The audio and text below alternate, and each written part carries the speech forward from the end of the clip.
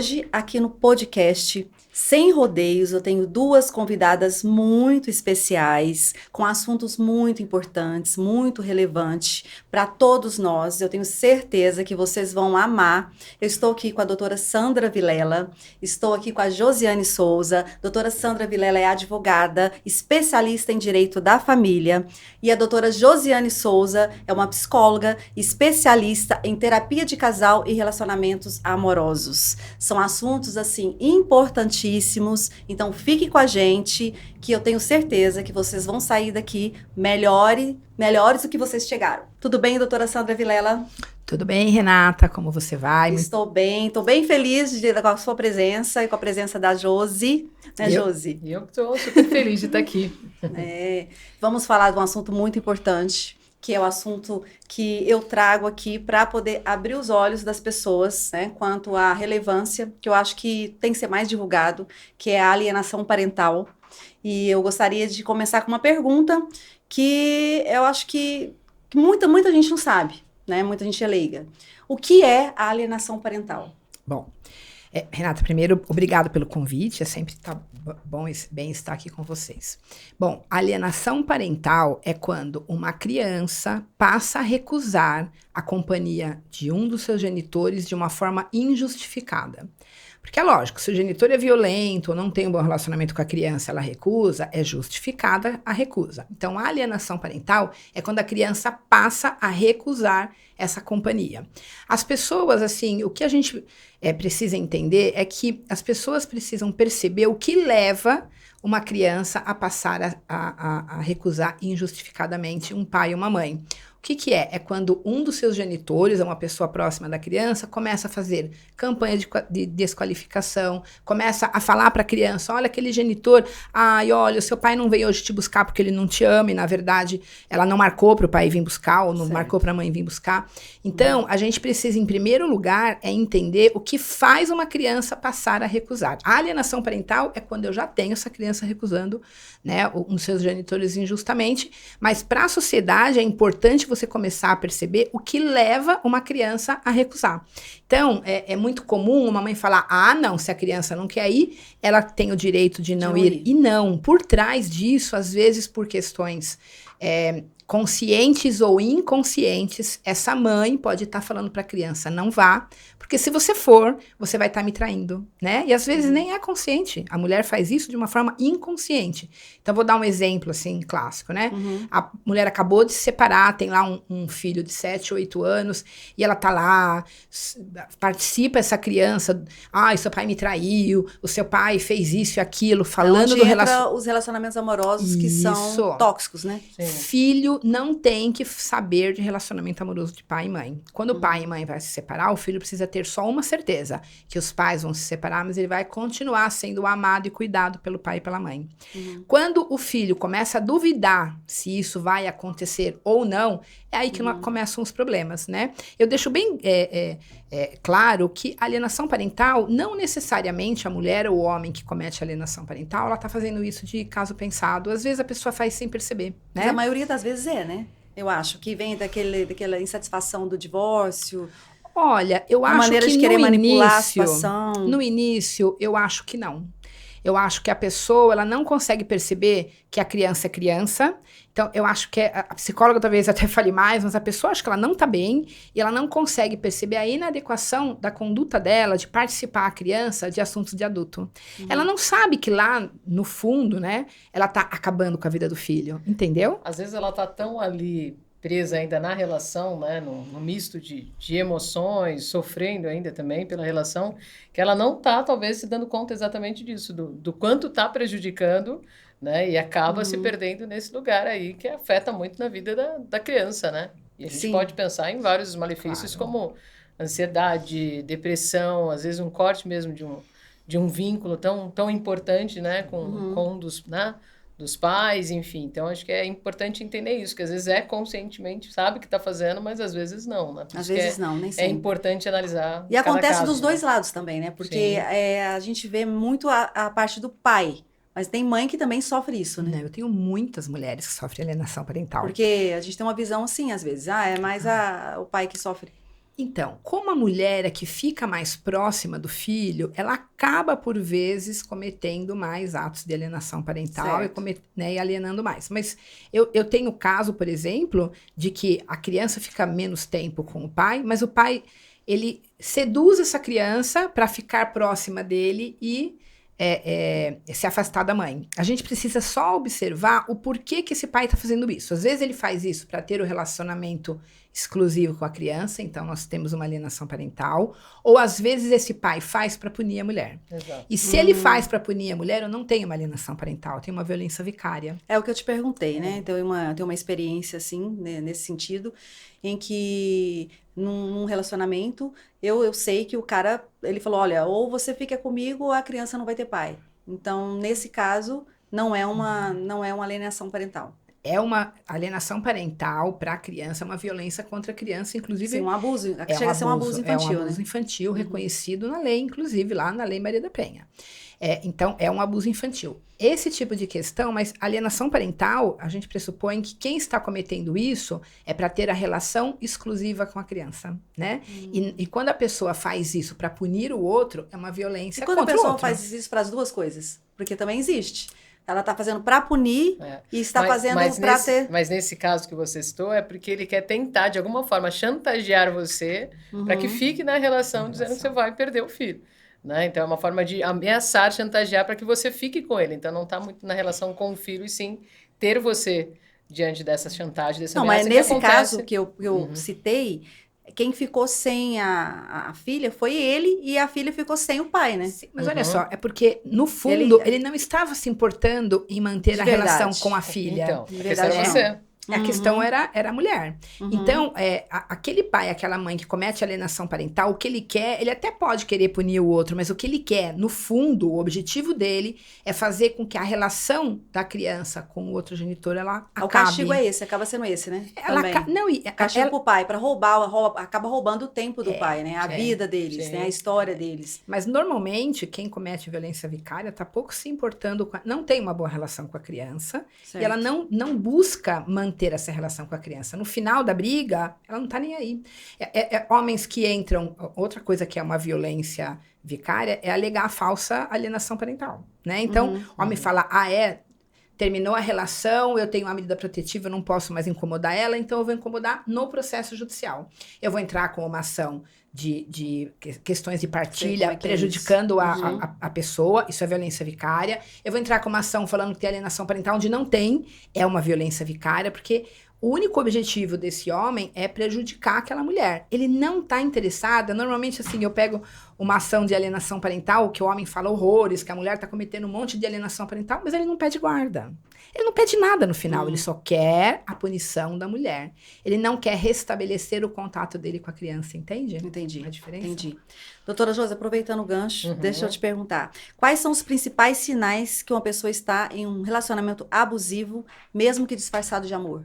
Então, é muito comum esse disfarçado de amor, porque muitas vezes a mulher, pensando na mulher, né? Isso em qualquer relação, né? Independente de gênero, porque homens também sofrem, né? Não é só a mulher que vive um relacionamento abusivo, embora a gente sabe que os números são muito mais alarmantes em relação à mulher. Mas é muito comum, por exemplo, no início de uma relação, já ter várias bandeiras vermelhas, vários sinais ali de que talvez você esteja entrando numa relação abusiva, mas você interpreta erroneamente o comportamento do outro. Por exemplo, eu não quero que você... Não precisa mais trabalhar, né? Eu vou cuidar de você, eu dou conta das contas, não precisa se preocupar. E aí a mulher entende, ela quer entender que é por cuidado, que é por amor, mas muitas vezes é para a mulher se tornar cada vez mais dependente. Né? Não sai com os amigos, a gente está há pouco tempo, vamos ficar mais tempo juntos, né? A gente quase não tem tempo de qualidade, enfim. Então ele vai sempre falar, o ser humano ali que for, né? Vai sempre trazer de uma maneira a entender que está fazendo aquilo por amor, né? Na manipulação, mas no fundo é controle, é posse, né? Isso já são sinais, bandeiras ali de que você está entrando num relacionamento abusivo, só que você não quer muitas vezes acreditar. E às vezes os amigos alertam, né? Cuidado, olha, já está mudando, você não está conseguindo ser quem você é, ele não deixa você sair, você não pode fazer as coisas que você fazia antes. Não, mas é cuidado, enfim. A gente precisa encarar o realismo afetivo, que é a realidade da relação. E depois, o grande problema é que depois essa mulher fica 100% dependente desse homem, pior ainda quando casa no regime de separação de bens, ela não consegue se separar. E gera uma dependência emocional, E às né? vezes já tem filhos, ela já está desacreditada, já não acredita que ela é capaz, que ela dá conta sem o Sim. outro, que precisa do parceiro, Não, mas já às está vezes fora não do... consegue mesmo, doutora, porque imagina uma mulher de 45 anos que volta para o mercado de trabalho, quanto que ela vai Sim, ganhar? Como é que sim. ela vai conseguir se É muito sustentar? difícil, é muito Não, é difícil. muito difícil. Então, assim, a pessoa não consegue enxergar a longo prazo. Sim. Não consegue. Não consegue enxergar. ver aquilo. É. Porque não acontece da noite para o dia, né? Por exemplo, até para violência física, né? A gente fala do ciclo da violência, primeiro vem o momento de tensão, depois vem a violência física, aí vem a lua de mel.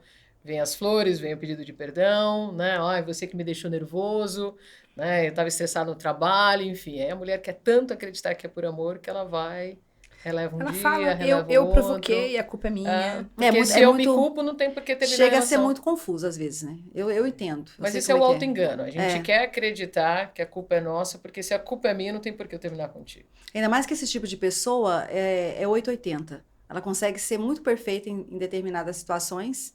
Tipo de, é muito companheiro, te trata com muito amor. E é o oposto, às vezes.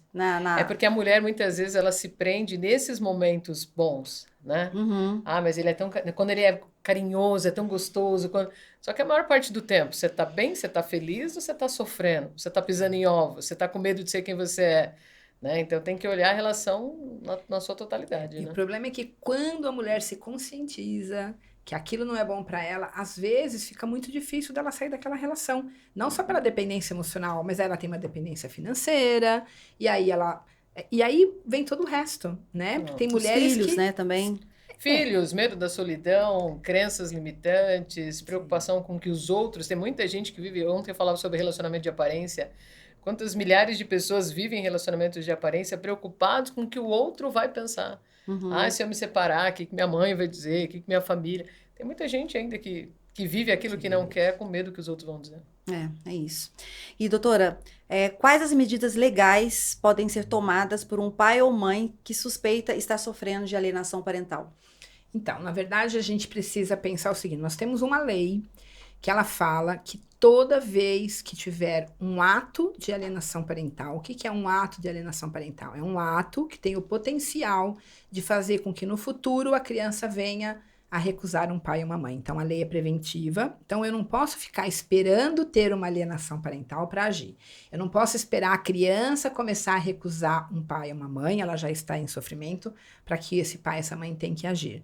Eu preciso que esse pai e essa mãe tenham um alerta quando ele começar a perceber alguns atos. Então, por exemplo, descumprimento de visita, né? Então, o homem e a mulher vão lá, faz um acordo de separação e divórcio com regra de convivência. Vira a mãe ou o pai e fala assim: eu não vou entregar no dia seu porque eu não quero. Esse pai e essa mãe, a criança não foi não sofreu ainda nada. Esse pai e essa mãe tem que imediatamente procurar um advogado para entrar com uma ação exigindo o cumprimento daquela regra de convivência. Sabe aquela coisa de cortar o mal pela raiz? Porque quando eu tenho uma atitude dessa, o outro já está querendo ter uma relação exclusiva com a criança. Às vezes, né, o descumprimento da regra de convivência, por exemplo, ele vem escondido. Não é eu que não deixo ir, ele não quer ir, não é mesmo, filhinho, que você não quer ir? Aí o filho fala assim: mamãe, a mamãe vai me levar no shopping hoje, por isso que eu não quero ir, entendeu? Entendi. Né, eles vão lá, a mulher vai lá, o homem vai lá, manipula a cabeça da criança para a criança começar a verbalizar. Então, a preocupação do pai e da mãe é quando começam a sentir isso. Aquela história de a criança começar a chorar na frente da mãe que não quer ir, mas depois de 5 minutos que tá com o pai fica bem. Então, esse é o momento de se preocupar e procurar ajuda. Poder judiciário, né, um advogado junto com o psicólogo. O psicólogo nessa situação, ele funciona...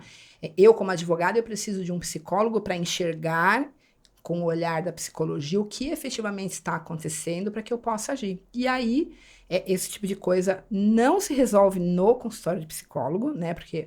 O grande alienador, ele não segue regras e ele não está afim de se tratar. Exatamente. Ele não está afim de se tratar. Então, não é tratamento que vai resolver. O que vai resolver é uma ação efetiva. O Poder Judiciário vai fazer aquele papel do pai que manda e determina o que aquela outra pessoa tem que fazer. Tem que fazer, tem que obedecer. Né? Então, o momento de procurar ajuda é quando você começa a perceber que alguma coisa não está certa. Não tá certo. Eu, às vezes, acompanho o caso 1 ano. Né? Olha, pega orientação com o psicólogo, vamos ver se mudando a sua postura, porque às vezes a postura do homem tá fazendo com que a mulher aja daquela forma. Às vezes eu peço para que ele mude a postura dele. Às vezes alguns ajustes, né? Comportamento. Ajuste de comportamento, né? Então, assim, eu tenho o gatilho. O que esse homem faz para essa mulher agir dessa forma? Exato. Às vezes é alguma coisa que esse homem tá fazendo. Então, a gente vai ajustando. Quando vê que não tem mais jeito, Não tem mais jeito. aí tem que procurar o advogado e entrar com alguma ação efetiva para fazer com que aquilo pare antes que a criança comece a recusar efetivamente a convivência. Você acha que nesses casos, por exemplo, uma terapia de casal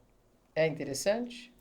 Então, aqui em São Paulo, né, eu tenho uma psicóloga que ela não faz uma terapia de casal, né? Mais focada, eu digo, nessa questão. Isso, então assim, ela faz uma mediação, é uma coisa Tá. que ela mesma, mas que poderia entender como uma terapia de casal, para fazer com que aqueles dois seres se conscientizem que eles estão acabando com a vida da criança, né? Eu tô pensando nisso quando você disse no início, que às vezes age inconscientemente, né? Então, Sim. de repente, na terapia, ajuda a trazer para essa consciência, entender, né? Ajuda. É que quando eu tenho uma pessoa, por exemplo, sei lá, a mãe que está com um poder muito grande, o pai não empoderado, eu não vou encontrar dois querendo solucionar. Então, Tá, se eu não entendi. tenho dois querendo Entendi. solucionar, Fica não mais vai difícil. adiantar, né? Não. O que funciona é quando os dois já estão naquele processo horroroso, extremamente desgastado, e fala assim, gente, tá os dois cansados, vamos para uma terapia, aí funciona. Talvez trabalhar uma Entendeu? comunicação não violenta.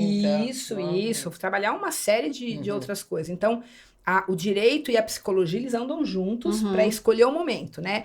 É muita ilusão achar que uma pessoa que começou a Terceira Guerra Mundial, e às vezes para manter vínculo, a maioria das vezes é para manter o vínculo, Certo. agora através do processo litigioso, a gente vai achar que uma pessoa dessa vai para uma mediação, para uma terapia de casal, vai resolver. Vai né? resolver. De novo, cada caso, né? Cada caso. Mas a pergunta, né, sua, voltando à pergunta, que é assim, como identificar? Então, a hora que começou a perceber que tem alguma coisa, a criança está estranha, tem que procurar já ajuda, um advogado especialista em direito de família que vai trabalhar em conjunto com o psicólogo para poder solucionar. Agora, aquela mãe que fala, o dia que o pai for buscar a criança, ou a mãe for buscar a criança falar não vou, o pai falar não vou entregar, coisa parecida, isso exige ação imediata. Certo. Né? O mal tem que ser cortado Tem que pela cortar raiz. pela raiz.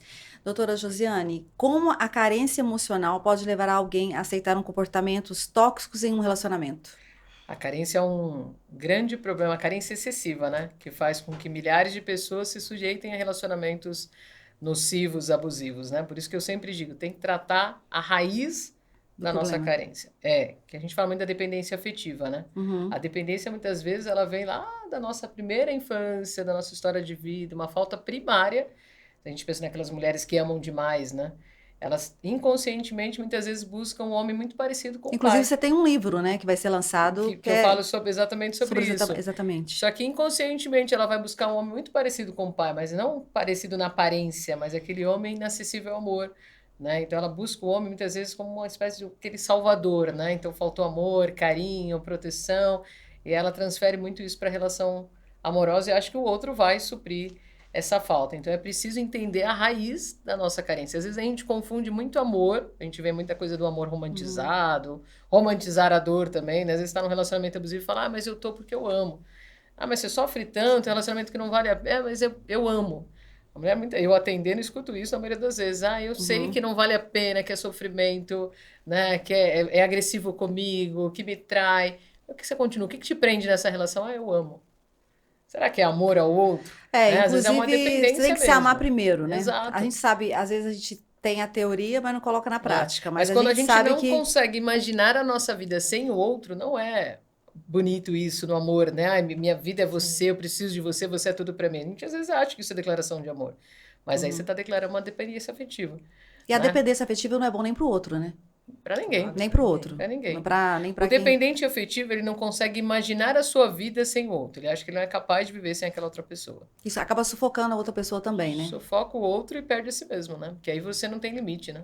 Sim. Sabe que eu tinha uma frase que eu falava que eu queria colocar no meu escritório, porque as pessoas chegam no meu escritório assim, então, doutora, eu quero me separar, e quem que vai falar com o meu ex? É eu ou é você? Juro por Deus, que as pessoas chegam nesse grau de não sei o que fazer. Não, eu já vi cliente perguntando, você acha que eu devo divorciar ou não? Colocando isso na mão do advogado, né? A decisão. Também. Decisão pessoal. Mas eu já atendi casos que a paciente veio para mim e falou, olha, eu desisti de separar porque minha advogada orientou que era melhor não. Então, acho que isso é um pouco comum também, essa pouco busca comum, né? de... Mas talvez o advogado pode ter falado, olha, se você se separar vai ter isso, isso, isso, isso. Ele ouviu do jeito que ele quis, mas imagino aí que como tenha... interpretou também, né? Mas eu falando que eu ia colocar, assim, uma frase num quadro, que as pessoas confundem o amor com um projeto de vida a dois falido, que é o que eu mais vejo, né? Então, a pessoa tá com aquele casamento, faz anos que aquilo não é mais casamento, mas ela tá lá. Ela tá lá. E às vezes a desculpa é o filho, né? Também.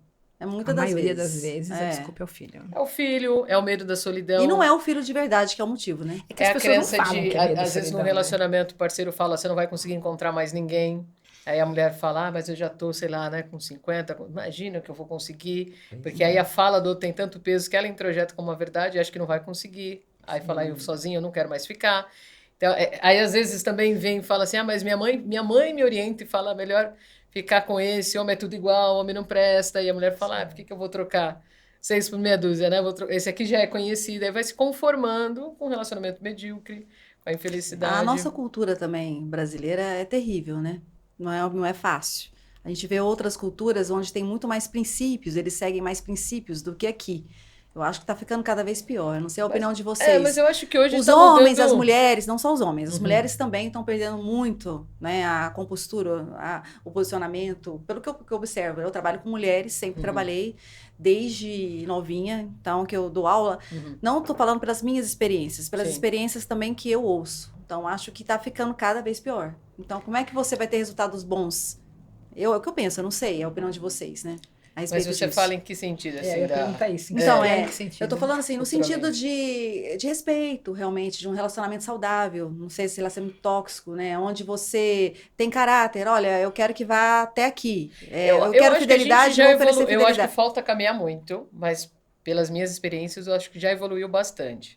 Se a gente for pensar, por exemplo, até um tempo atrás, na época do Brasil colonial, o homem podia matar, tirar a vida da mulher só de pensar que estava sendo traído, não precisava nem provar. Né? Então, acho que hoje a gente já evoluiu nesse sentido, né? Se a gente for pensar em leis, tem muita coisa para melhorar, né? Sim, Se a gente for pensar em feminicídio e tudo mais. Mas eu acho que hoje a mulher, ela conhece muito mais, né, os direitos nesse sentido, o que é um relacionamento abusivo, aprender... Eu, pelo menos, é a bandeira que eu levanto todos os dias, eu vejo muitas mulheres saindo de relacionamentos abusivos porque já entenderam o que é e que não precisam estar. Mas eu concordo que a gente vem também da cultura, da criação, de que a mulher tem que ser submissa ao homem, né? Do casamento, da importância, da família, enfim. Acho que aí a gente vai para um outro leque que é a religião também, que tem um peso nesse sentido, enfim. Mas eu vejo uma evolução de... O homem sempre pôde se separar, né? No final do século passado, o homem tinha lá o desquite, que não era divórcio. Ele, bonitinho, podia ter uma nova relação. A mulher, se ela tivesse uma nova relação e vivesse aí uma união estável, ela correu risco de perder a guarda do filho. Exatamente. Entendeu? Então, assim, o tratamento do homem e da mulher, ele sempre foi diferente. Hoje, até na lei tá se aproximando, sim, né? Mas a gente não adianta falar que não, né? A mulher ganha menos no mercado de trabalho, a mulher cuida dos filhos sozinha, depois ela não tem experiência, e depois eu falo que, assim, depois chega uma mulher com 45 anos, 50 anos, se separa, ela não vai conseguir alimentos. Ela vai ter uma grande dificuldade para conseguir alimentos. Vai conseguir. Vai ter uma grande dificuldade. Então, aquela mulher que abandona ou deixa de lado a sua... carreira, ela precisa pensar muito bem, e ela deveria ter uma conversa séria com esse homem, falar, vamos sentar na frente do advogado, porque eu preciso me assegurar que se amanhã esse relacionamento não for para frente, o que eu vou ter de direito, né? Exatamente. Porque, sei lá, às vezes é casada no regime de separação de bens, ela não vai ter direito a nada. Ou então, às vezes, até no regime de comunhão parcial, mas a pessoa já tinha tudo antes, ou que ela tem a herança, sei lá. Então, tem uma série de situações aí que a mulher, ela vai sair prejudicada, sim. Mas eu acho que ela, quando falou, ela estava falando mais do relacionamento em si, de que hoje a mulher faz a mesma coisa que o homem. Tá mas eu acho que isso é ótimo. Aí super concordo. Mas eu acho que isso é ótimo. Tá muito foi esse sentido que eu tô falando, não sim. tem... não tô falando que é ruim, mas assim, o comportamento, né? Porque às vezes a mulher quer exigir uma coisa, mas ela não se coloca também aquele lado feminino dela, né? Tô vendo muito isso. Eu acho que tem essa coisa do empoderamento que cresceu muito, e isso é super válido, e era necessário. Sim, necessário. Né? E se o homem pode, a mulher também pode. Mas eu acho que aí é sempre o equilíbrio. Tem que ter o equilíbrio. Ninguém tem que estar mais do que... Porque aí a gente vai para uma outra guerra, né? Vai para uma outra guerra. O que eu faço até um parênteses aqui, assim, ó. A mulher tem muito mais coragem. A mulher é que pede o divórcio. A mulher é que consegue sair do Quase relacionamento. sempre. O homem às vezes quer divorciar, ele faz de tudo para a decisão partir da mulher. Né? O homem é difícil tomar uma decisão. Eu acho que o homem tem várias atitudes que faz a mulher querer separar, mas a mulher é que tem a voz no final de dizer. Ela que tem a coragem. Até porque muitas vezes, nos casos que eu atendo, o homem mantém a relação, não é por amor, não. É para não separar, para não dividir os bens. Mesmo? Muitos. A grande maioria que eu atendo, eles não querem separar. Mas não é por amor. Não, é para não dividir bens, para ficar aquela, olha que situação confortável, né? Ele tem lá a mulherzinha em casa, cuidando das coisas dentro de casa, pagando pouco, né? Mal remunerada, né? E ele com a vidinha dele de solteiro na rua. Normal, né? Doutora Josiane, que papel a autoestima desempenha na escolha de parceiros adequados? Já que estamos falando sobre isso, sobre comportamento também, Uma boa autoestima é fundamental para uma boa escolha, para ser seletiva, né? Porque quando a autoestima está baixa, eu sempre digo, a autoestima baixa e a carência alta, qualquer pessoa serve. Quando você está carente demais, quando você está naquele momento, não aguento mais ficar sozinho, preciso ter alguém, aquela pessoa que você olhava todos os dias para o lado e não achava nada interessante, de repente você olha e fala, até que... acho que poderia acontecer alguma coisa. Tanto a mulher como o homem, né? Também os dois, né? Sim, vejo muito, eu conheço homens que têm a autoestima muito baixa também. Exatamente. Né? Então é importante você estar com uma boa autoestima, é importante você se conhecer, gostar de você, trabalhar a solitude, que é fundamental. Né? Você ter prazer na própria companhia, porque senão você vai buscar alguém que você acha que precisa do outro, né?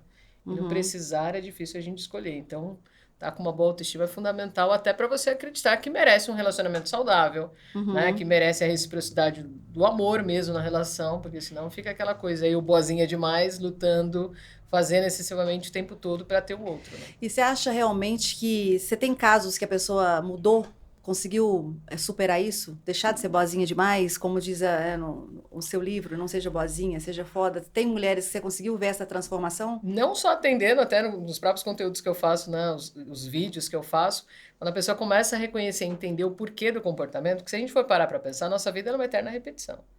A gente para de repetir um comportamento nocivo, padrões, de buscar sempre o mesmo, quando a gente entende nosso comportamento, né? Quando eu entendo como é que eu funciono.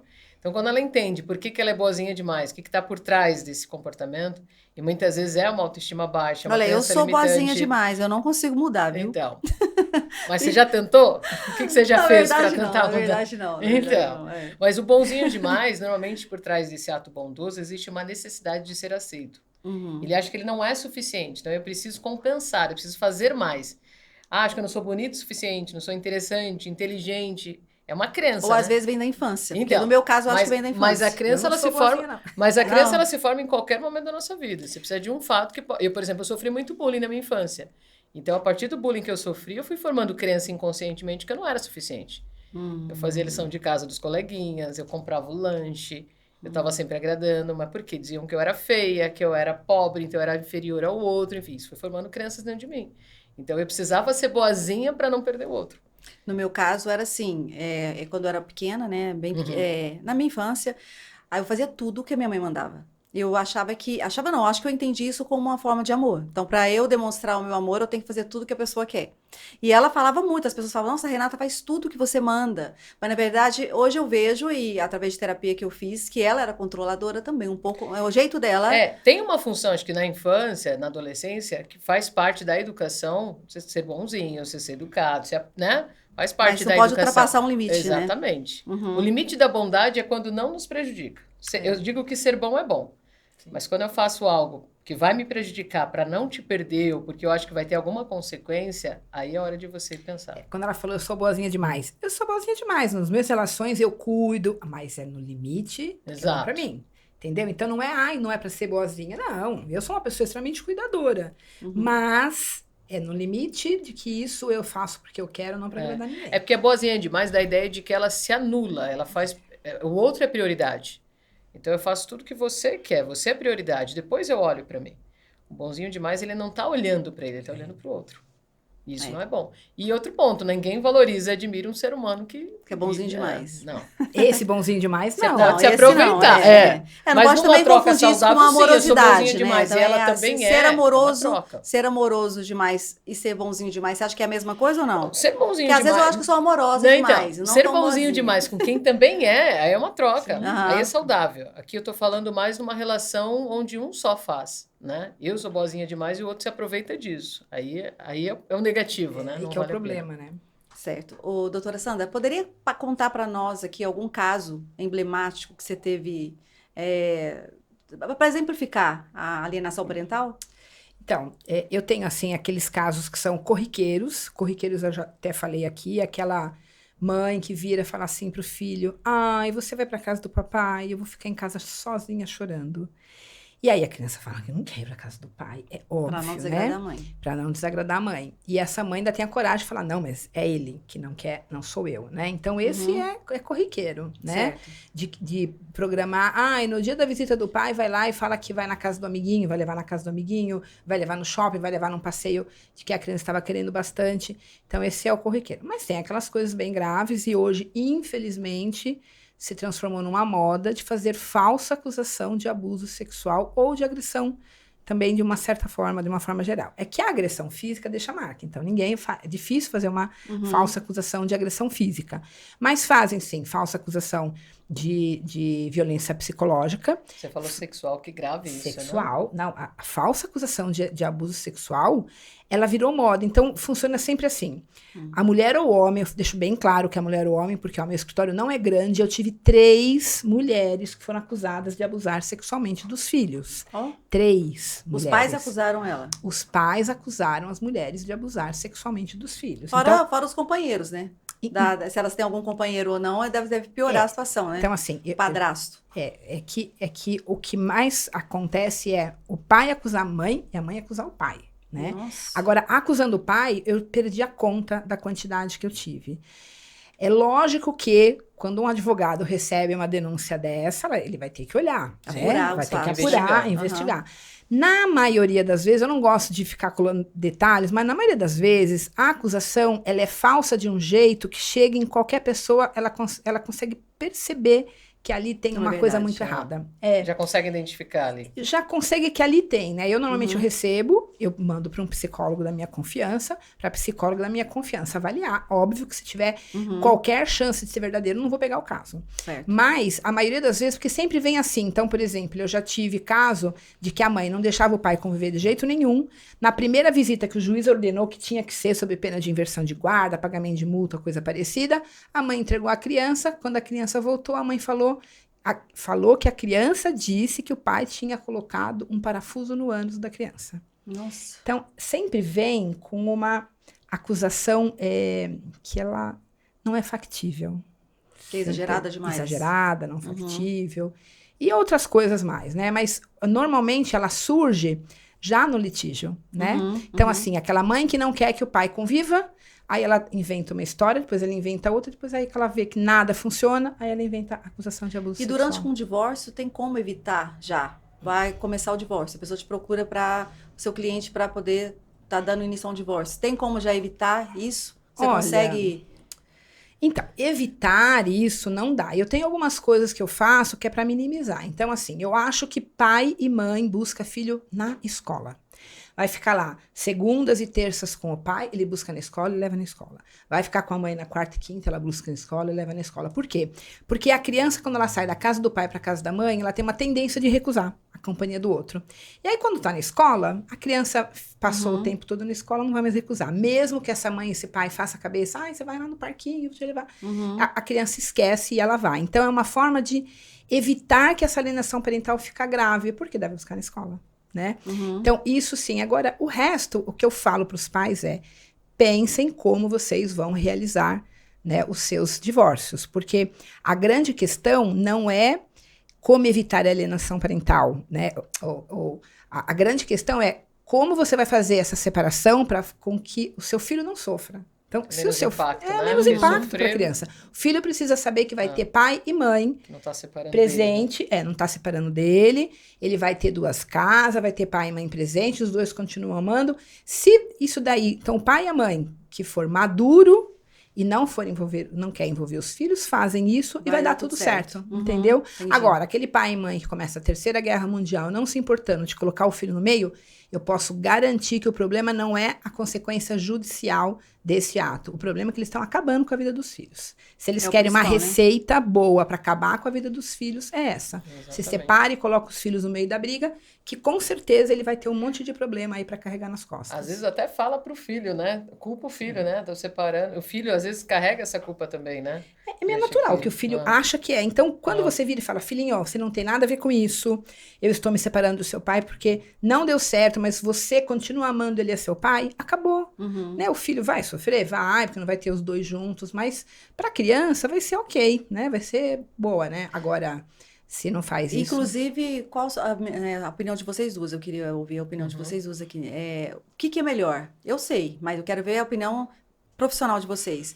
É melhor divorciar e ter uma boa relação do que manter um casamento só para estar a família ali junto, né? Muito melhor, sem né? Porque muita gente acha que não. Não, eu preciso manter para estar perto do meu filho. Eu atendi uma mulher que ela estava 30 anos no relacionamento e ela morria de medo de separar, pensando que o filho ia sofrer. Sim. A gente trabalhou bastante isso na terapia. Ela falou, Jesus, foi a melhor coisa que eu fiz. Hoje meu filho tem o pai e tem a mãe. Porque a gente vivia brigando tanto que a gente não olhava para ele, não dava a menor atenção.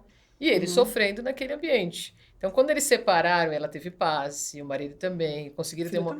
O filho começou a existir ali, teve a atenção dos dois. Então, com certeza, manter um relacionamento num lar disfuncional de violência só traz danos. Eu falo, quando a pessoa me procura, normalmente a mulher, eu falo, olha, procura um psicólogo, primeira coisa que eu falo, aquela mulher que fala, estou mantendo essa relação porque... Né, por causa do filho, eu falo, mas você já parou para pensar? Vocês vivem bem? Não, é um inferno. Eu falei, então, você está mostrando para o seu filho que relacionamento amoroso é esse inferno. Você entende? Ainda tem isso, né, que muitas vezes vai reproduzir, né? É muito comum a mulher, por exemplo, que cresceu num lar onde o pai traiu, onde a mãe traiu de violência, ela viveu um relacionamento assim, e normalizar. Normalizar, isso. A criança, ela precisa de um lar sadio. Exatamente. Ela não precisa de um lar que é... Porque assim, ela vai viver no meio do inferno, no meio da briga e aprendendo que relacionamento é esse. Então ela vai repetir, vai ter uns relacionamentos péssimos também. Então eu falo, olha, o melhor momento de se separar, então as pessoas falam assim, mas eu vou deixar ele crescer. É pior. Porque o adolescente, o filho maior, ele acha que ele tem o direito de se intrometer. E vem a revolta. Vem a revolta, questões, né? Então, a criança pequena é muito mais fácil, porque a criança ela só não vai entender, separou. Quando adolescente é um pouco mais difícil, né? É bem pior. É pior, né? É pior, porque o adolescente, movido ou não por um dos seus genitores, ele vai querer se envolver naquela relação, naquele término, e olha... Não é uma tarefa boa de ver. Viu? E às vezes até ele que vai manipular para que fiquem. Se para ele achar que é melhor a relação os dois juntos, o adolescente vai tentar fazer até a cabeça do mas o que precisa é relacionamento saudável e filho dentro de um relacionamento saudável. Porque para filho não é bom. Não é bom. Não. Doutora Josiane, muitas vezes as pessoas ficam presas em ciclos de relacionamentos tóxicos, né, que não são bons. Como ela deve... O que ela deve fazer para sair desse ciclo? Primeira coisa é entender por que eu estou repetindo, né? Então, se ela vem para a terapia, que é o melhor caminho, é trabalhar isso. Eu entro em um relacionamento abusivo, saio, entro de novo. Tem uma repetição. Por que eu atraio pessoas abusivas? São vários motivos, não é? Não é monocausal. Pode ser uma crença limitante, pode ser dependência, pode ser reprodução de modelo primário, então ela vê como uma certa normalidade, né? Autoestima baixa, carência excessiva. Então, você precisa trabalhar primeiro o motivo. Eu preciso entender por que eu atraio essas pessoas na minha vida. Quando você entende, a gente trabalha a mudança. Mas é sempre parte da raiz, né? Eu preciso entender o que me prende ali, por que me atrai essas pessoas. Às vezes é uma crença de que ela não é suficiente, que ela não merece o amor, né? De que é isso que ela pode ter do outro, que relacionamento é assim, porque cresceu num ambiente assim. Então, precisa entender. Eu nunca gosto de generalizar, eu sempre digo, analise o caso. Como é que é a história dessa pessoa, né, que está repetindo esse padrão. Mas é na compreensão, entendendo a sua história, que a gente consegue mudar eficazmente. Senão a gente volta para o mesmo Doutora, lugar. eu sempre fico pensando, né, o que leva uma pessoa a manter um relacionamento que está falido, né? Porque eu fico assim, falo assim, gente, a pior coisa, quando eu vejo aquelas brigas horrorosas, né? Uhum. Vem daquela pessoa que fica segurando o relacionamento que não... Um dos maiores auto-enganos que faz alguém permanecer, sabe qual é? É achar ainda que um dia o outro vai mudar. Nossa, é verdade. Há 30, 40 anos, o outro nunca nem sequer verbalizou, disse que Vai gostaria mudar? de mudar, nunca falou, mas a mulher um dia disse, eu acho que ele vai mudar, e por ela acreditar, ou querer acreditar que vai mudar, ela fica presa. Isso é a coisa mais comum. E, gente, achar que o outro muda, o outro não muda Um dia o nunca. outro vai mudar, problemas psicológicos o impedem de amar, é uma fase, ele me ama, mas não percebe. A Tudo própria isso é mulher, auto-engano. ela A gente arruma vai contando desculpa, uma né? Ela historinha. mesma, é Você isso, vai é. contando uma historinha Uhum. para permanecer. Uhum. Mas muito também essa ideia ainda, eu acho, do amor romantizado, de achar que relacionamento amar é sofrer, que né, o sinônimo de amar é sofrer, não tá na música, é isso, né? Uhum. Então as pessoas pensam muito isso, eu sofro aqui é porque eu amo. E eu vou conseguir mudar esse homem. Um dia ele vai me amar, um dia vai ser... Quando casar, muda. Não muda nada. Piora né? muitas vezes. Piora bastante, né? Piora. Piora bastante. Mas um dos motivos é esse, achar que pode mudar outro, ou se acostumou também àquela vida medíocre, aquele relacionamento ruim, já não sofre mais como sofria antes, que a gente se acostuma, infelizmente, né, com a relação, e não vê esperança de que um dia pode sair daquilo, às vezes por dependência também, achar que não vai dar conta da vida sem o outro, né? Certo. E qual a importância da informação, da pessoa identificar o problema, né? Como é que ela pode identificar o problema dela? Ela tem que enxergar que ela está dentro de um relacionamento abusivo. Primeiro ela precisa querer encarar a realidade que ela vive. A maioria, pelo menos eu falo com base no que eu atendo, tá? E no que eu trabalho. Continua com a venda nos olhos. Não enxerga. Eu quero acreditar que ama, eu quero acreditar que vai mudar, eu quero acreditar que é uma fase. Eu não quero enxergar que esse homem que traz flores é o mesmo que bate, né? Que me maltrata, que me trai. Então, é encarar a realidade. Eu tenho que encarar. Eu estou vivendo um relacionamento abusivo. Esse homem é abusivo, essa mulher é abusiva, essa relação é nociva. Eu preciso encarar a realidade. Enquanto eu negar a realidade, eu não vou mudar. Certo. O primeiro passo é esse, é encarar o que você está vivendo. E, doutora, hoje em dia tem a Lei Maria da Penha, né? Mas eu tô vendo que também tem muita mulher se aproveitando disso para poder se vingar dos homens, porque, assim, tem qualquer coisa hoje em dia é uma violência, né? Psicológica, emocional. Não tô falando daquelas que realmente sofrem, tá? Eu tô falando, eu sou mulher, eu não tô contra as mulheres, mas eu acho que tá meio exagerado pelas coisas, qualquer coisa, às vezes até no assédio. O cara pergunta as horas, a mulher já acha que ele tá abordando ela por algum outro motivo. Qual que é a sua opinião a respeito disso? Eu acho que assim, a gente não pode generalizar, porque não dá, né? Certo. Nada generalizado, senão também pega uma fala solta aí, eu vou ser mal interpretada. Infelizmente, com a ajuda dos meus colegas advogados, que ainda acham que para fazer uma separação eu preciso encontrar um culpado. Então ele vai lá e fala assim, vamos lá, vamos falar que ele fez isso, aquilo outro, às vezes para ter vantagem. Então eu vejo muito isso, tá? Então tem aí um monte de mulher que vai lá, faz uma Lei Maria da Penha para uma instrução. Tem também aquela que... sei lá, se ela tem problema psíquico, se ela, acho que a mulher ou o homem fica, quando ela acorda que tá numa relação que ela não queria, acho que ela fica tão revoltada, mas tão revoltada, que daí ela quer atacar o outro, ou ele quer atacar o outro. Sim, né? acontece isso sim também. Então, aí a pessoa fica cega, e a pessoa fica cega, ela começa a enxergar aonde não tem as coisas, mas infelizmente, né, então assim, é aquela mulher ou aquele homem que quer um relacionamento exclusivo com o filho, aí ele vai, não quer uma guarda compartilhada. Tem mulher que chega no meu escritório e fala assim, eu não quero guarda compartilhada, não quero, o que eu posso fazer? Aí descobre que, havendo violência doméstica, tá na lei expresso que não tem guarda compartilhada, então ela inventa uma violência doméstica só para não ter guarda compartilhada. Pede uma protetiva, entendeu? também, né? Mesmo sem protetiva, a lei fala que, havendo violência doméstica, não vai ter guarda compartilhada. E realmente, como é que eu vou, um homem que comete uma violência vicária, que o objetivo dele é atormentar a vida da mulher, vou dar uma guarda compartilhada. Como é que eu vou fazer com que esses dois venham a conversar em conjunto, né? Então, assim, eu acho que existe sim, mas isso não traz a Lei Maria da Penha, é uma lei extremamente importante, necessária, e eu não vou levar em descrédito. É a mesma coisa que falam da lei de alienação parental. Tem gente que fala assim, essa lei é muito mal utilizada por alguns homens. Pode ser que sim, né? O que a maioria das pessoas aí que... Existe um movimento aí para tentar revogar a lei. Os argumentos, eu sou totalmente contrário. O pessoal fala que o Poder Judiciário O pessoal fala que o Poder Judiciário tá dando guarda para pedófilo em decorrência da lei. Só que eu não sei de onde que eles tiram isso, que só se for na imaginação. Porque imagina, para um juiz tirar a guarda de uma mãe que acusou o pai de abuso sexual, gente. Não, esse juiz é que não tá, né? Não, se ele fizer isso errado, é ele que errou, não é a lei. Porque a lei não fala, olha, juiz, havendo falsa acusação de abuso sexual, você vai dar a guarda. Entendeu? É um erro do Poder Judiciário do juiz. Vou falar que não acontece erro? Pode ser que aconteça. Em todos os processos que eu já vi, se tem erro, é porque assim, ó, se eu tenho uma acusação de abuso sexual, ela é afastada com dúvida, essa criança não vai conviver com esse pai.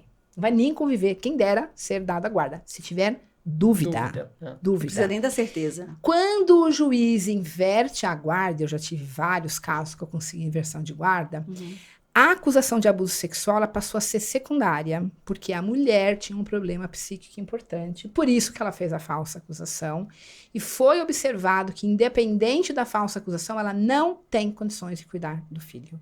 Entendeu? É por isso que a gente precisa sempre da história, né? Não dá para pegar só o contexto todo, né? Não tem como tem que avaliar o processo também, né? Porque tem um monte de mulher que fala, no meu processo, o juiz errou, fez isso e aquilo, vou pegar o processo. Falei, gente, nada daquilo, o juiz não errou nada, o juiz foi extremamente correto, ficou 5 anos investigando para depois fazer alguma coisa. Né? O que eles erram é a demora, porque eles ficam numa acusação de abuso sexual. Já vi processo que teve 5 perícias. Demora 4 anos para fazer isso, entendeu? Sim. E aí, 4 anos a criança sofrendo, e quando eu tenho uma falsa acusação de abuso sexual, a criança não está sendo abusada pelo pai, mas ela está sendo abusada pela mãe. E o padrasto? Tem muito caso também. Então, tem muito caso de padrasto que abusa de verdade, né? Sabe que nas falsas acusações dificilmente recai contra o padrasto. Eu nunca defendi um padrasto, né? Agora, eu tenho processo, por exemplo, de que o padrasto estava abusando sexualmente, a mulher não acreditava, viu? Que eu era a advogada do pai, que foi lá e tirou a guarda. Acontece também isso. Acontece demais. A mulher não acredita, a mulher acha que a filha que deu mole, entendeu? Meu Deus. E acontece, eu já atendi casos que a mulher não quer acreditar porque ela não quer terminar o relacionamento. Sim. Já acompanhou o caso assim? Já atendi casos assim. Eu trabalho com porque acusação. Ela não queria abrir mão da relação e a filha que provocou ainda joga a responsabilidade na criança.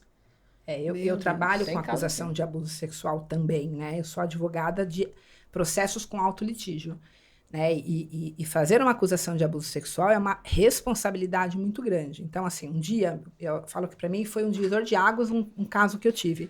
A mulher me procurou porque o filho voltava da casa do pai e ficava 2 dias sem querer falar com ela, que ela não sabia o que estava acontecendo. Eu falei, bom, vou passar para um psicólogo, o psicólogo avaliar por que esse menino volta, fica 2 dias com tanto ódio dessa mãe. Será que o pai tá falando mal dela? O que tá acontecendo? Bom, foi pro psicóloga. A psicóloga falou assim, esse menino está sendo abusado sexualmente. Ou é na casa do pai, ou é na casa da mãe. E ali, eu sou uma pessoa extremamente responsável. Eu falei pra mãe, você não entrega mais o seu filho. Se o pai entrar com um processo, a gente se vira e vamos investigar o que está acontecendo. Eu não vou simplesmente acusar o pai, entendeu? Eu vou lá investigar. Sabe o que foi descoberto? Que o primo de 14 anos estava abusando do menino de 6. O primo. Você imagina se eu acuso o pai... É o primo que estava na casa do pai. Do pai, na casa do pai. Então, o menino voltava para a casa da mãe e ficava com raiva da mãe, porque ele estava dando todos os sinais que não estava bem na casa do pai e a mãe não estava enxergando. É isso que eu ia te perguntar, eu ia fazer essa pergunta. Quais os sinais que a criança apresenta quando tem alguma coisa errada? Porque ela também vai rejeitar, às vezes, o pai ou a mãe, por algum motivo, sem ser a manipulação, sem ser a alienação, né? O isolamento, né? A mudança de comportamento. Mas esse menino, ele não recusava a companhia do pai. Ele estava bravo com a mãe, porque a mãe não estava protegendo. Porque ele voltava da casa do pai, e assim, né? Ele estava com todos esses sintomas. Mas ele queria ir para casa do pai? Porque o primo estava lá, ou não? Então, às vezes o primo estava, às vezes o primo não estava, entendeu? Entendi. Mas ele voltava da casa, ele estava com todos os sintomas de uma criança que estava sendo abusada. Comportamento sexual inadequado, fazendo enurésia, cuprese. Então, tem uma série de sintomas que pode ser um monte de coisa, mas também pode ser abuso sexual. E a mãe não... E a mãe não. Tanto é que, se a mãe tivesse contado para mim, eu falo que a pessoa, quando vai no meu escritório, ela me conta a história só até a página 1. Ela não chega na página 2. Se ela tivesse chegado na página 2, nesse caso, eu teria desconfiado de abuso sexual. Se ela tivesse falado que o menino estava com comportamento mal na escola, ele tentava fazer a mesma coisa que faziam com ele com os amiguinhos, entendeu? Por que será que ela não Qual que era a idade dele? Qual que era a idade, doutora? O menino tinha 6 anos. Nossa, muito pequenininho. Então, 5 anos, né? Nem 6 anos. Acontece o seguinte, o abusador, não no caso que era o primo, né? Mas o abusador, ele se aproxima daquela mulher que não vai enxergar. Né? Falam que faz parte do sintoma da família incestogênica, né? Que é aquela mãe que não vai enxergar, né? Então, o homem que é pedófilo, ele não se aproxima de uma mulher Então, o que é primo tinha uma esperta. boa relação com ela. Não, nesse caso aí, eu falo que esse era um abuso sexual, não era um troca-troca entre meninos, porque o mais velho obrigava o mais novo com força. Porque se ele não tivesse obrigado com força, não era um abuso. Mas era um nem pela troca-troca. diferença de idade? Então, eram Ele uns tinha 13, 14 para 5, 6 anos, não podia ser um troca-troca. Se fosse os dois ok, na brincadeira, podia ser, né? Ele 13 e o menino 5. Até podia, porque a questão ali era o uso de força, né? E o menino não contava, porque ele escondia, porque ele gostava do primo. O primo talvez era um amiguinho dele, entendeu? Então ele gostava do primo, e é sempre assim. A criança não conta que o pai abusa porque ele gosta do pai. Entendi. Né? Mas assim, é mais complexo. A mulher que desconfia que o filho está sendo abusado sexualmente tem que procurar um profissional da psicologia com ampla experiência, antes de advogado, antes de qualquer coisa, para não fazer uma falsa acusação. E o pior, às vezes a mulher vai lá na delegacia, faz a acusação, mas ela faz uma acusação precoce sem ir atrás de prova. Doutora, mas só mais uma questão em relação a isso, porque você disse, podia ser um troca-troca, mas pela diferença de idade, um ter 13, já sabe o que está fazendo de 5. Eu não lembro, na época, a psicóloga chegou a falar, talvez ele tinha uns 11, mas que ali não era um troca-troca. Eu tô com um caso agora que, se eu não me engano, o menino tá com 7 e o primo tá com 12, 13. Que aí falam, poderia ser um troca-troca, e também não é. Né? A gente tem uma diferença, os dois meninos podiam estar com experiência. Não só a questão da idade, mas do que já compreende, né? Sim, já compreende.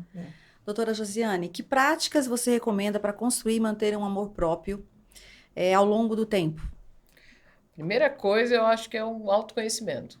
Saber quem você é. Para você se amar, você precisa se conhecer.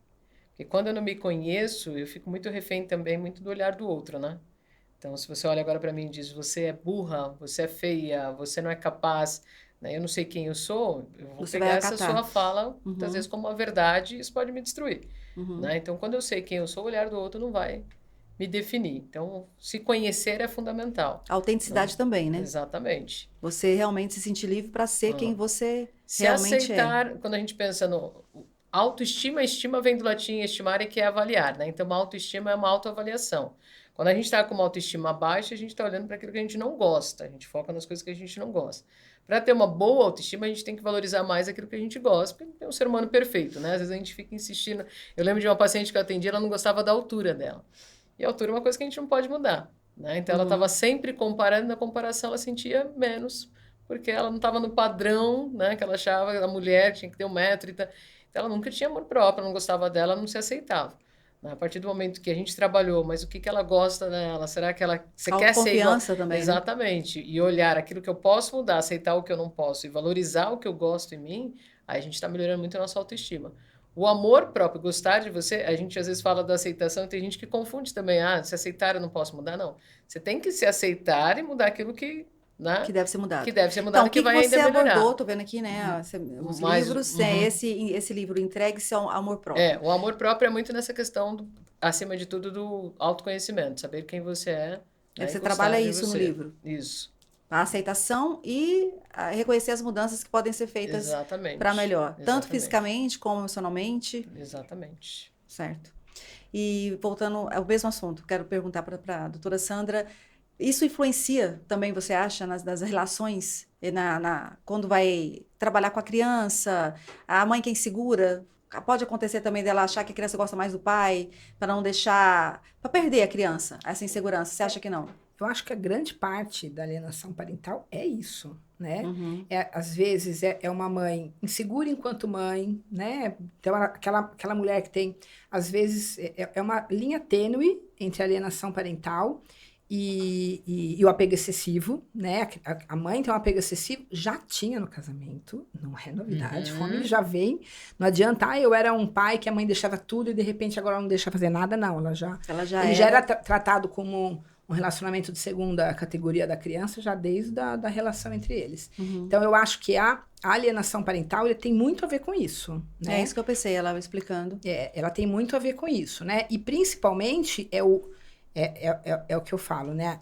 O homem ou a mulher coloca o ódio pelo ex acima do amor pelo filho. Então, ele fica tão cego. Porque assim, ó, o divórcio é difícil. É a segunda situação mais difícil da vida da pessoa, só perde para a morte. A pessoa tem que ter essa consciência de que ela vai se separar e não vai ser fácil, ela vai precisar de ajuda profissional. Quando ela tem essa consciência, e ela tem a consciência que ela não devia usar o filho, né? Devia preservar o filho. Quando ela consegue preservar o filho, né? Então, quando ela tem isso em mente, ela já está num bom caminho, né? E também essa questão do amor próprio, na separação, a gente pensa muito também aquele que quer separar, como o outro se sente pensando na rejeição. Na rejeição. Isso, a por isso que é uma das piores feridas emocionais. Tanto é que quando a gente vê muitos casos de violência, o outro não aceita que o outro não quer.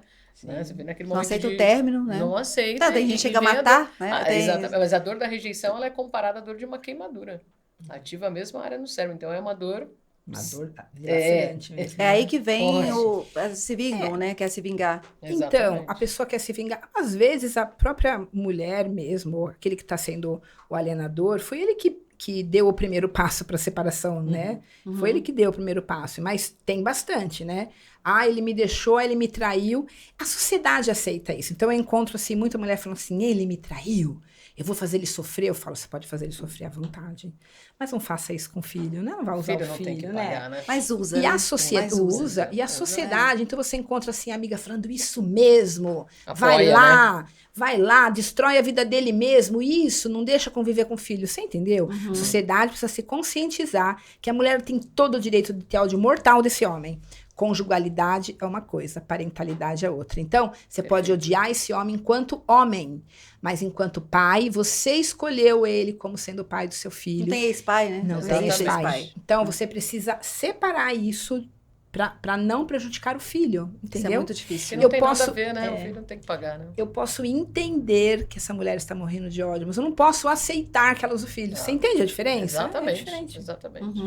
Doutora Josiane, qual que é a sua opinião sobre... Hoje em dia está se falando muito de narcisismo, né? Tem muito narcisista, tudo é narcisismo. Qual que é a sua opinião? Me incomoda até, porque eu acho que hoje todo mundo é narcisista. Parece que as pessoas querem... diagnóstico, esse diagnóstico qualquer um quer dar. Parece que para justificar. É que tem a pessoa agitada, tem TDAH, né? Tudo hoje as pessoas estão mais... Para nominar, né? Para dar nome, né? Para nominar, mas não ajuda. E quando vem para mim para atender, fala, tá, mas me conta, por que você acha que... mas é que eu ouvi que isso, ele é assim... As características. Mas eu acho que é uma irresponsabilidade muito grande as pessoas falarem, né, sobre isso sem conhecimento, porque hoje todo mundo fala sobre isso. Todo mundo fala sobre isso. E a minha maior preocupação nunca é quando vem para um atendimento, é isso ou aquilo. Não, me conta, deixa eu entender a história, porque parece que a mulher, e eu falo mulher, eu insisto mulher por causa dos casos que eu atendo. Atende mais mulheres. Mas é sempre uma preocupação mais em justificar. Tem muitas mulheres narcisistas agora, também. Depois de 30 anos, descobri que é narcisista. Né? E parece que agora que sabe, o que você vai fazer com isso? Mas que tem, né? Não, tem. Tem bastante. Tem, né? Mas eu acho que não tem... Às vezes tem os traços, mas assim, a questão, ela só quer poder dizer que... Entende? Justificar. Sim. Mas não para fazer alguma coisa positiva com isso, apenas para descobrir que ele é narcisista. Então, eu acho que nesse sentido não tá sendo utilizado de uma forma errada, isso. Mas que, assim, eu vejo muita doença mental nos processos litigiosos que eu atendo, né? Sim. Então, assim, a minha realidade é aquele autolitígio. Quando você vê um autolitígio, né, uma situação muito conflituosa, normalmente eu tenho as pessoas com problema psíquico importante. Sim. Normalmente. Né? Narcisismo é uma característica, né? E é difícil de diagnosticar. Um comportamento, né? Mas é difícil de diagnosticar, assim como a social é difícil. Até porque eles não querem ser diagnosticados. Eles querem procurar ajuda. Mas não querem... eu falo, eu acho extremamente importante no seu caso, mas eu digo, quando as pessoas falam apenas para poder justificar, porque às vezes até permanece porque descobri que ele é assim, ele é entende? Não é para fazer alguma coisa com isso, para resolver sua história. E eu vou falar uma coisa, quando a pessoa está num relacionamento com uma pessoa aí com traços narcisistas, sou eu, advogada, psicóloga, que alerta ela não chega lá no meu escritório e fala, meu ex é narcisista. Normalmente ela acha, assim, as pessoas estão tão acostumadas com a violência que elas acham normal aquela violência. entendeu? Elas acham normal. Se acostuma, né? Se acostuma. Então, assim, há um tempo desse aí eu tive um processo que a mulher chegou assim... Gente, quando eu comecei a olhar aquilo, as coisas que ela falava pra mim, eu mandei pra psicóloga, falei, meu, você precisa conversar com essa mulher, porque ela não consegue enxergar o tanto que aquele homem tava acabando com a vida dela e das crianças, entendeu? E não sou eu, advogada, que vou falar. Vai falar. Sabe? O advogado acaba sendo um pouco E psicólogo, de tantas às coisas vezes. que vive, né? Às vezes até o próprio gaslight, o abuso psicológico, né? E que vai dizer, você tá ficando louca, você tá vendo coisa onde não... Né? E a mulher começa a questionar a sua sanidade mental. Será que eu tô ficando louca? Então, acho que muita manipulação também faz muitas vezes a mulher achar que o problema é ela. O problema é ela, que aquilo lá é normal. Ela viveu 20 anos naquela violência. 20 anos, Sim. né? E ela acha que aquilo é normal, entendeu? Esses dias uma mulher falou assim pra mim, depois de horas de conversa, mas ó, ela estava casada, tá? Mas o meu marido, ele castiga o filho colocando ele numa casinha de cachorro, falando que a criança precisa aprender a ser gente. Numa casinha de cachorro. Quando ele me falou, quase que eu tive um choque. E ela achando isso normal. A partir daí que eu falei, você não acha que ele é um pouquinho abusivo? Abrindo os olhos, né, Entendeu? dela. Ainda tem que, né, falar de um jeito bem senão delicado. vai vir reativa. Procura um psicólogo, que eu acho que a situação é muito mais grave do que você está imaginando. Perde o limite da aceitação, né? Do que tolera, do que vive, né? Não, não enxerga. Não né? enxerga. A pessoa não consegue enxergar. Tá tão imersa aquilo então, que não... aquela mulher que fala, e o cara faz qualquer coisa, é narcisista, blá, fala. Isso daí, eu até, né, eu falo que lá não tá dando para acreditar muito que é aquilo mesmo, né? Normalmente, a mulher que sofre a violência, quando ela começa a se... Nossa, mas é anos de terapia para ela conseguir ter força para falar, realmente, eu estava numa relação abusiva, entendeu? O meu ex tem traço narcisista. Não é assim, doutor? Demora, né? Demora. Reconhecer. Mas isso que eu falo, porque muitas vezes ela também não quer, não enxerga, mas muitas vezes ela não quer enxergar. Não quer enxergar também. Não quer enxergar. Né?